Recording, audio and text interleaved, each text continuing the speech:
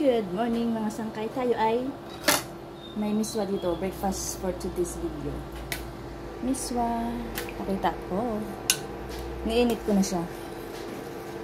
Hindi ko yan niluto Niluto ng aming chef. Pakita ko. Ayan. Niinit ko kasi isi-serve ko to. May kasama siyang siomai. Ayan. Mabilis lang siyang pakuluin kasi ang gamit namin ay induction cooker. Ayan, tipid sa gas.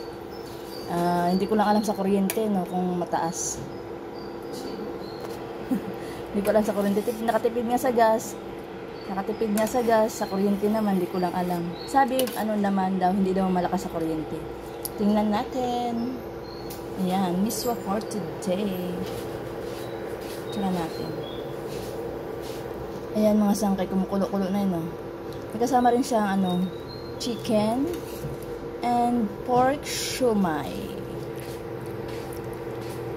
Ayan, pork siomai. Ayan, pakulo-kuloin lang natin. Kasi, actually, iba talagang init ng induction cooker sa apoy talaga, sa kalan, iba. Iba ang init niya. Ito, madaling, lumamig. Pero pag apoy ka talaga, mas maganda ang init niya. Ano siya? May something. May something. Kuha natin. Ayan mga sangkay, kumukulo na siya. Kuha na tayo. Pero minto siya kanina. Ayan. Kuha na tayo. Ayan, mahirap siya hulihin. May nalurog ng siomai yan. Kuha tayo sa bag. Tapos isang siomai.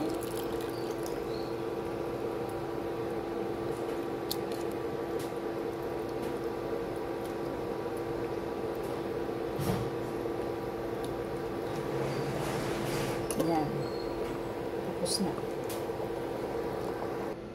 Ito na siya mga sangkay. Ayan. Ako gusto ko talaga pag mga ganun ang kinakain miswa. Gusto ko maanghang. May chili. Pwede rin itong cayenne pepper. Nilagay ko doon. Kasi pang rin to. Ayan mga sangkay. Akin na ang ihatid ang breakfast. Ayan guys. Thank you for watching.